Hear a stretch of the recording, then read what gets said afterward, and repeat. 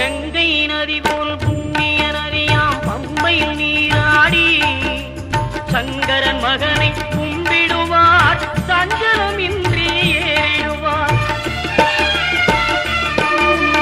நீலிமலை ஏற்றம் சிவபாலனும் ஏற்றிடுவார். காலமெல்லாம் நமக்கே அருள்காவலனாயிருப்பார். தேகபலம் தா பாதபலம் தா தேகபலம் தா பாதபலம் தா தேகபலம் தா என்றார்.